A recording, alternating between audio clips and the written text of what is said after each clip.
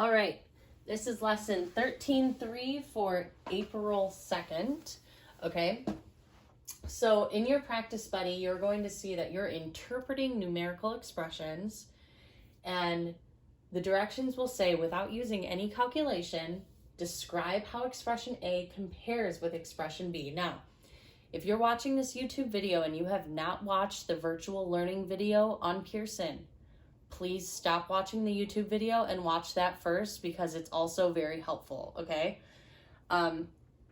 This is just more examples just like it, but if you watch that one first, you might get a better idea of what we're gonna get started doing here, okay?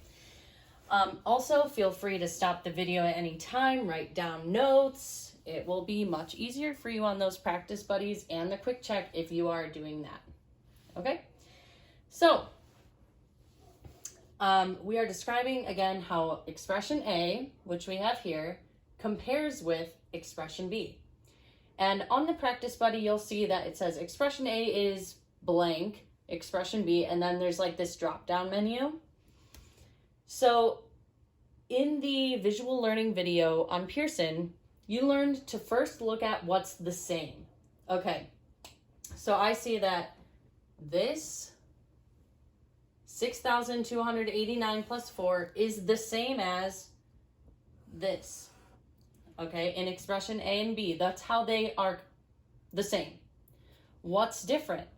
Well, in expression A, you have to divide by 6, okay? So let's use the process of elimination to figure out what the answer would be. Now, expression A definitely is not equal to expression B. If it was equal, this would not be there. It would be the same exact number. So these are definitely not going to be equal.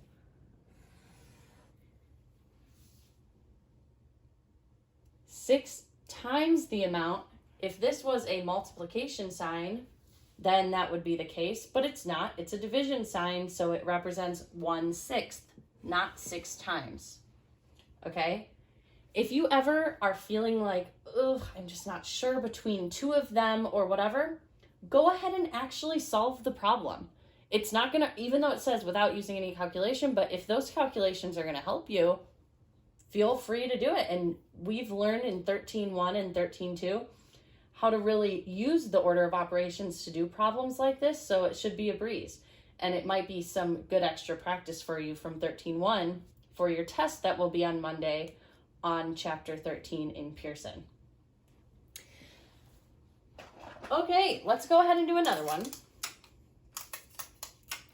And I'm just gonna keep putting up examples, and remember, if you wanna stop the video at any time, feel free. And remember, I'm going to say it again, watch that visual learning video on Pearson as well, because it's actually very helpful and breaks it down a bit. Okay, so for this one looks quite similar actually, except, So we have 17,000 take away 268 times 24 in expression A. And expression B, we have 17,000 take away 268. And that's it. So first things first, I'm going to think about, okay, what's the same in expression A and expression B? Because I'm describing how they compare, okay? What I see that is the same is this subtraction problem. That's what's the same, okay? And I'm going to circle what's different.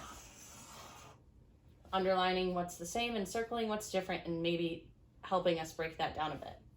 So expression A is 24 less than expression B. Well, if it was 24 less than, this sign would not be a multiplication sign. It would be a minus sign. So it's not that answer.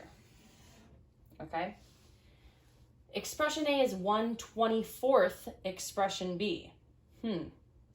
Now, if that was the answer, this sign would not be a multiplication sign, it would be a division sign. So that is not correct. Expression A is 24 times as large as expression B. I do see a key word, but I'm not going to ever stop in the middle of a multiple choice. I'm going to think about every multiple choice problem equally, just in case. Expression A is 24 greater than expression B.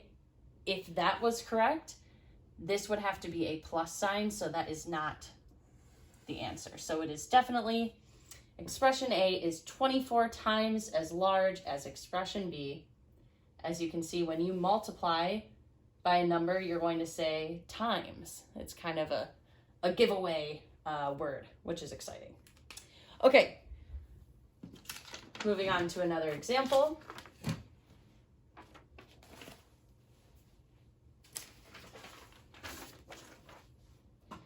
This one involves fractions, and you might see some of them do look a little intimidating. I'm not gonna lie. But I want you to think about, okay, what's the same in these problems and what's different, and how can I really break this down so it's not overwhelming?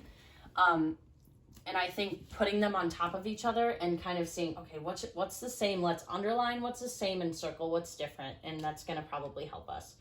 Okay, so again, expression A here has 6 2/3 plus bracket 88 times 3/4. And expression B has 88 times 3/4. We are going to underline what's the same. So I see that there's an 88 here and 88 here. Okay, cool. This is what's the same. And this is what's different. I'm going to circle what's different. Now, expression A is 6 2/3 divided by expression B. I don't see any division signs, so right away I know that's not right. Expression A is 6 2/3 less than expression B. That less than is telling us subtract. And hey, I don't see any subtraction, so that is not going to be our answer.